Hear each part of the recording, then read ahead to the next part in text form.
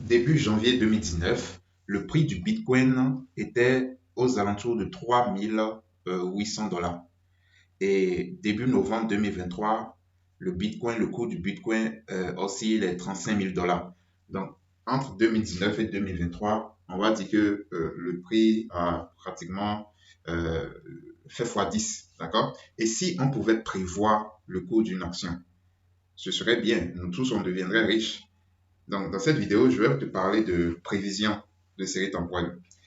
Je tiens à préciser que cette vidéo ne va pas te rendre riche dans le trading ou bien en bourse. Quand tu vas suivre cette vidéo, tu vas commencer par prévoir les prix de toutes les actions et devenir riche. Non, je fais cette vidéo à but éducatif, il faut le préciser. Donc, nous allons parler de Bitcoin et nous allons parler de prévision. En entreprise, on a beaucoup de besoins de prévision. Les entreprises vont faire de la prévision pour diverses raisons. Et il existe des librairies comme Facebook Prophet qui permettent à n'importe quelle personne de pouvoir réaliser des prévisions. J'ai fait une série de formations sur Prophet, sur cette chaîne YouTube, mais avec son API R.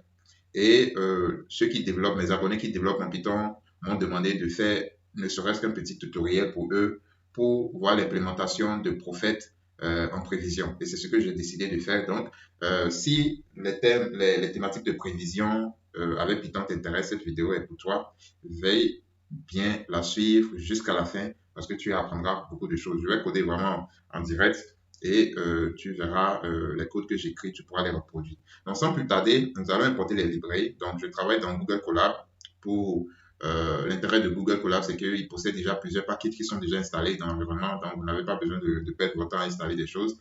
Donc, naturellement, nous utilisons Panda, NumPy, Prophet. Donc, vous pouvez l'installer, c'est facile à installer avec la commande pipe install Prophet. Et nous allons utiliser aussi la librairie Y Finance qui va nous permettre de télécharger des données sur Yahoo Finance, donc les données des actifs financiers comme le Bitcoin. Donc, je vais créer une data frame DF pour télécharger mes données. Donc, j'utilise la méthode download de cette librairie. Donc, qu'est-ce que j'ai à spécifier? Je dois spécifier le ticket. Donc, chaque actif financier en bourse a un ticker. Donc, on appelle un ticker. Donc, pour le Bitcoin, c'est BTC-USD. Moi, je vais lui dire, prends-moi les données à partir de début de 2019. Donc, 0101. Et ensuite, je vais préciser la date de fin. Je vais mettre, par exemple, 2023-11-24. D'accord? Donc, je dis jusqu'au 24 novembre si c'est disponible. Et je précise l'intervalle des données. Donc, je dis, c'est des données journalières, donc je dis 1D. D'accord? Donc, quand je fais ça et que j'exécute cette cellule de code, attention, je dis YF, quand on appelle cet intervalle. Ah oui, c'est 1L. Voilà. Donc, voilà, vous avez les données du Bitcoin, vous avez la date. Donc, les données commencent par le 1er janvier 2019. Donc, le cours de l'action était, le cours de clôture 3843. Le 23 novembre, le cours est à 37 289. D'accord?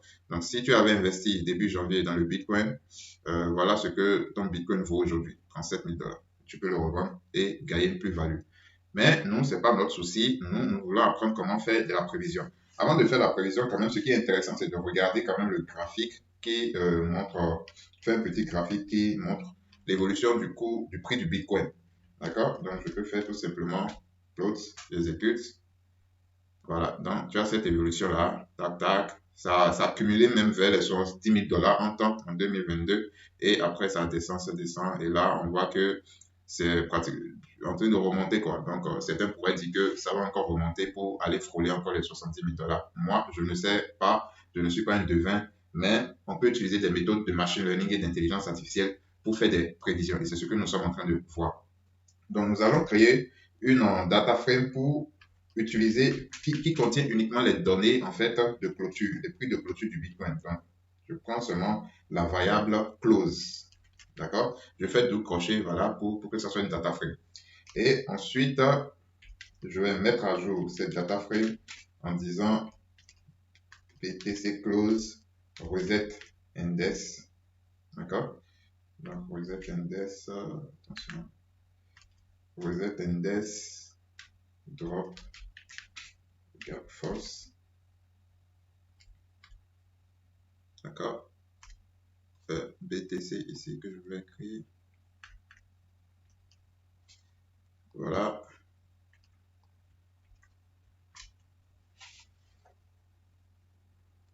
Donc, voilà, j'ai uniquement le prix de clôture, d'accord, comme data frame. J'ai la date. Quand je fais reset index, c'est pour avoir en fait la date qui devient une colonne. Parce que ici, c'était les indices de ligne. Maintenant, elle devient une colonne à part entière. Parce que Facebook, au fait, pour l'utiliser, vous avez besoin de renommer la colonne date et la colonne votre variable cible. Donc, pour ce faire, c'est très simple. BTC close.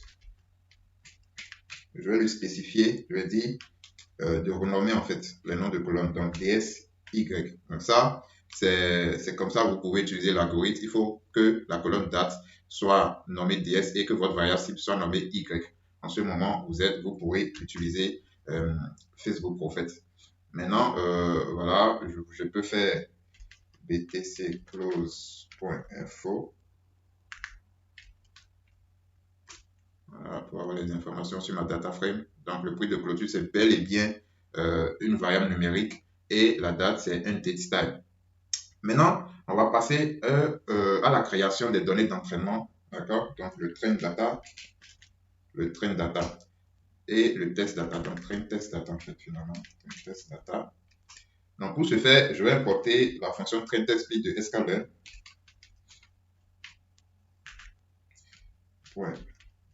Model selection. Import train test split. Voilà. Et en fait, je vais faire une division, mais sans mélanger les données, parce qu'il faut que ça soit une division séquentielle. Donc, je vais dire BTC train, bien tout simplement train par exemple, train test. Bon, je préfère, je mets BTC train. Il faut que les variables me parlent. BTC test, attention, égale train test split. Alors, il prend la data frame BTC close, la taille de test size, donc la taille de l'échantillon de test, c'est 20% de tout l'ensemble. Et je précise que l'argument shuffle sera égal à false. D'accord? Je ne veux pas mélanger les données. Je sais qu'en machine learning, d'habitude, nous mélangeons les données, mais là, nous n'allons pas mélanger les données de manière aléatoire. Nous voulons une division séquentielle.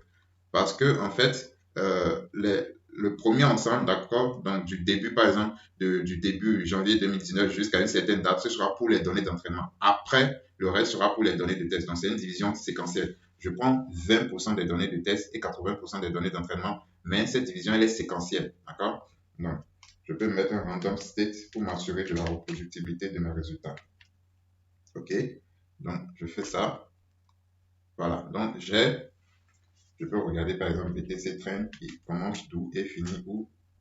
Donc, il commence effectivement le 1er janvier 2019 et finit le 30 novembre 2022. D'accord? Et si je regarde BTC Test, cet ensemble de données commence à la suite de BTC Train. Donc, ça veut dire le 1er décembre 2022. Vous voyez, l'autre finissait le 30 novembre 2022. Lui commence à la suite et finit le 23 novembre 2023. Voilà.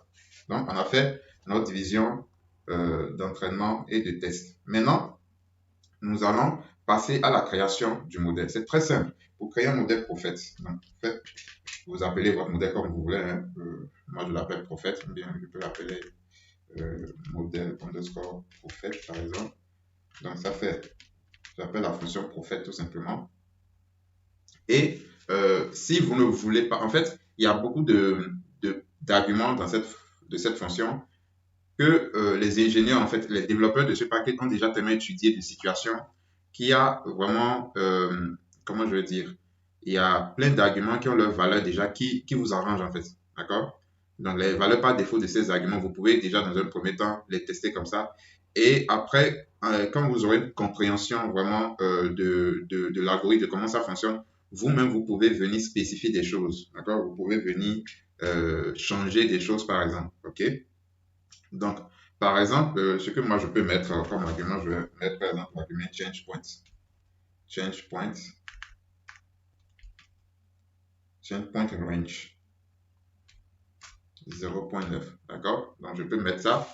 Ce que je peux ajouter aussi, donc modèle prophète, vous pouvez ajouter des paramètres add country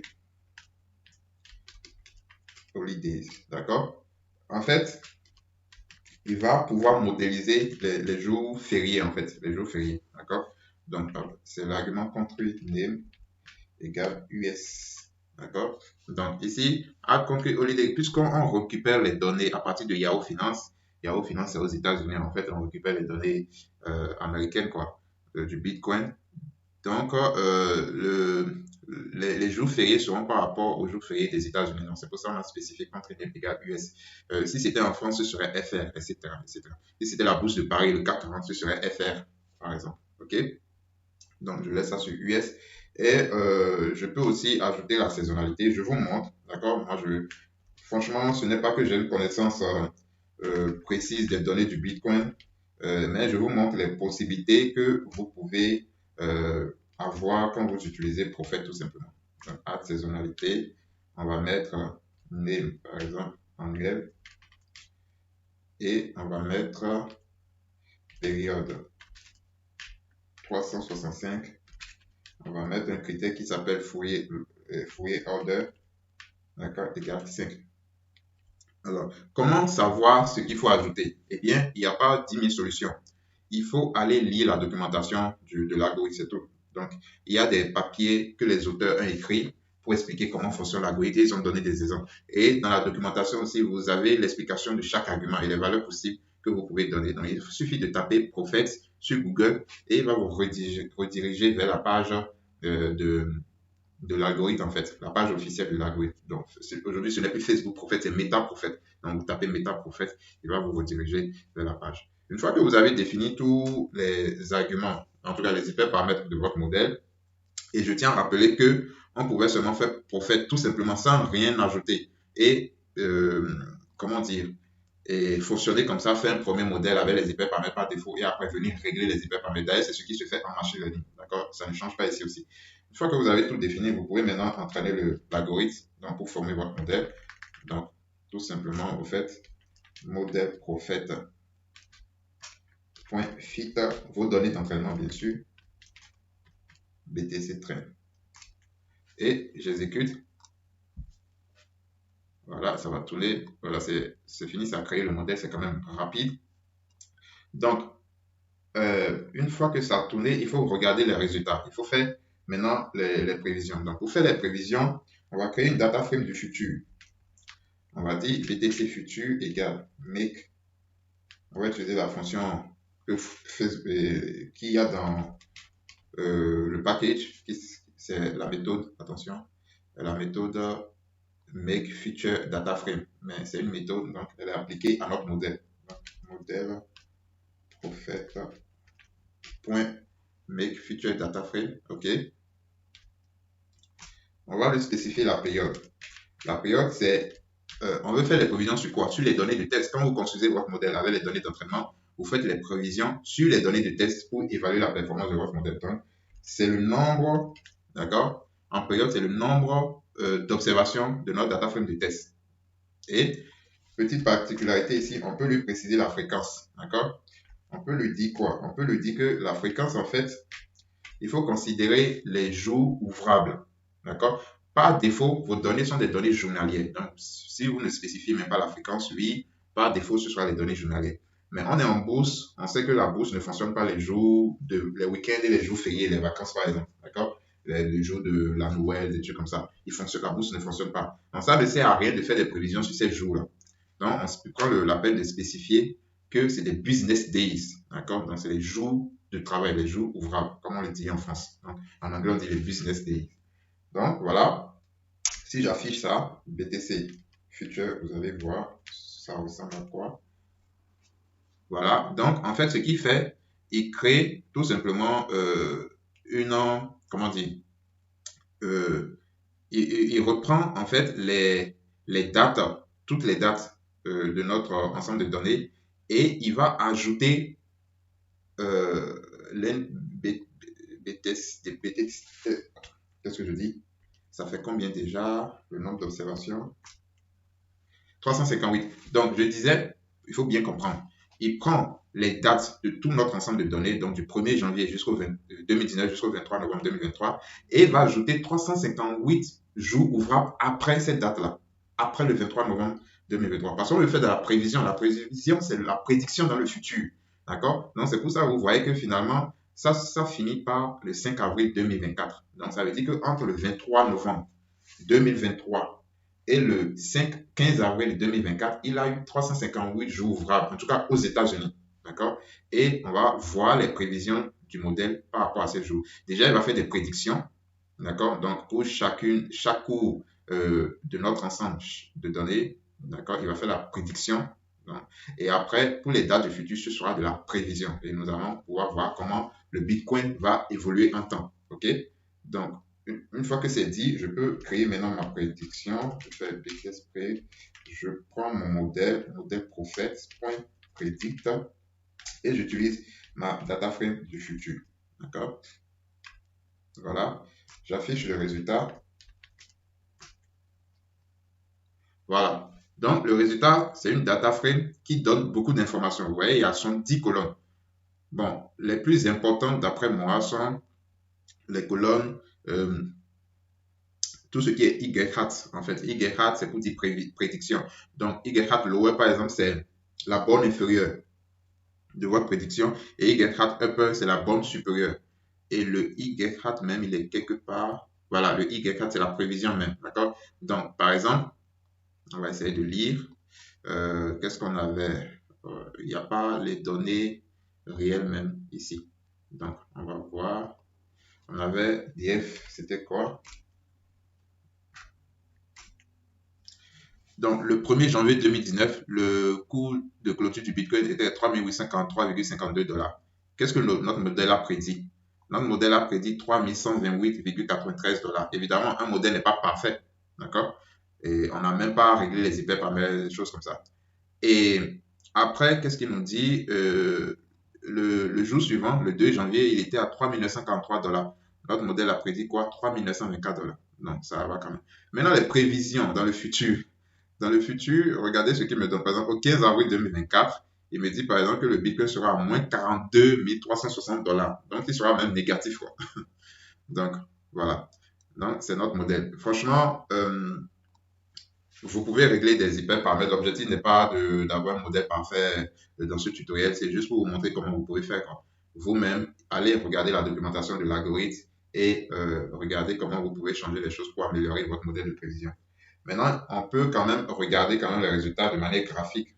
D'accord? Donc, attention, si j'appelle modèle prophète, je dis plots. J'utilise comme argument les prédictions. Donc, il va me tracer un graphique. Voilà, un graphique où j'ai attention, il m'a tracé ça 2 fois, bon, je ne sais pas pourquoi. Alors, j'ai en ordonnée, donc les cours de clôture, et en abscisse, ce sont les dates, évidemment. J'ai en noir ou bleu foncé là, ce sont les prix réels, d'accord? Et en bleu, la ligne bleue là, c'est les prédictions. Vous voyez qu'à un certain moment, quand même, je vais dire, c'est parfait, quoi. C'est pratiquement, il suit bien la tendance, tout ça là, c'est bien, d'accord? Mais les prévisions, c'est là que ça un peu, là, comme c'est pas péché. Donc, il nous prévoit vraiment une chute du Bitcoin, quoi. Donc, ça veut dire que le Bitcoin va devenir même à un prix négatif. Donc, les gens vont perdre de l'argent. C'est ce que le modèle nous dit, c'est pas moi qui le dis. Je fais une analyse, je ne dis pas que le Bitcoin va chuter, ça avoir un cours négatif. Moi, je n'en sais rien. Et je tiens à préciser que cette vidéo a un but purement éducatif. D'accord? Donc, vous avez votre modèle et vous avez aussi le graphique qui vous permet quand même de présenter le résultat aux personnes acquises de droit, quoi. Voilà. Donc, le tutoriel, il est normalement fini, mais je voudrais quand même ajouter quelques lignes de code pour, en fait, vous montrer que vous pouvez aussi afficher ça de manière, le graphique, en fait, on va essayer de l'afficher de manière interactive. Ici, c'est statique. Moi, j'aime bien les choses interactives. Par exemple, dans le cas où vous voulez, par exemple, le mettre dans une application web comme Streamlit. Donc, si tu suis cette chaîne YouTube, tu sais que je suis en train de J'ai fait 2 vidéos, je pense, où je montre comment je suis en train de créer une application Streamlit en fait pour faire de l'analyse technique et aussi de la prévision en finance. D'accord? Donc, c'est une multi-app en fait qui va contenir beaucoup de fonctionnalités. Et en fait, le but, c'est de montrer que soi-même, on peut se construire sa propre plateforme de trading, quoi. Tant qu'on dispose des données, on peut le faire. Et après, c'est aussi à but éducatif, d'accord? Pour montrer aux gens que déjà, en connaissant Streamlit, vous pouvez vous-même développer vos applications web facilement. Voilà. Donc, en écrivant ce petit code, j'espère qu'il va me le donner en... Voilà. Il vous donne en fait le même graphique déjà que précédemment, le graphique qui était statique, maintenant là, de manière interactive. Donc, quand vous parcourez, vous avez les dates et vous avez, pour chaque date, vous avez le prix aussi. D'accord? C'est intéressant. Vous pouvez même zoomer sur une période particulière si vous voulez. OK? Ça, c'est beaucoup plus intéressant selon moi. Voilà, chers amis, ce que je voulais vous montrer. Et pour finir, on peut ajouter, on peut visualiser les change points. Donc, les change points d'une série temporelle, donc c'est les points euh, où il y a eu des changements de, je vais dire, des changements de comportement, on va dire. D'accord? Par exemple, si je vais écrire le code fig modèle prophète point plot btc trade. D'accord? Et je fais A, par exemple, égale add change point to plot. Ok, c'est la fonction ça. Fig GCA. Et j'appelle mon modèle encore modèle prophète BTC Trade. Voilà, j'exécute. Voilà, il vous donne le graphique des change points. D'accord? Donc, les change points, c'est quand même intéressant à visualiser. Et aussi, on peut aussi le visualiser de manière interactive. Ça, je l'ai fait au niveau de mon application Streamlit et je promets que je ferai une vidéo sur comment j'ai créé cette application de A à Z. D'accord? Donc, pour ne pas rater cela, je t'invite à t'abonner si ce n'est pas encore fait. On a beaucoup de personnes qui suivent notre chaîne YouTube, mais qui ne sont pas abonnés. La meilleure manière d'encourager ce que je fais, c'est de vous abonner tout simplement et c'est gratuit. Donc, faites-le s'il vous plaît. Et surtout, si vous avez aimé, likez, partagez, mettez des commentaires. Ça permettra à la vidéo d'être beaucoup plus visible par l'algorithme de YouTube. Donc, merci d'avoir regardé cette vidéo et à la prochaine.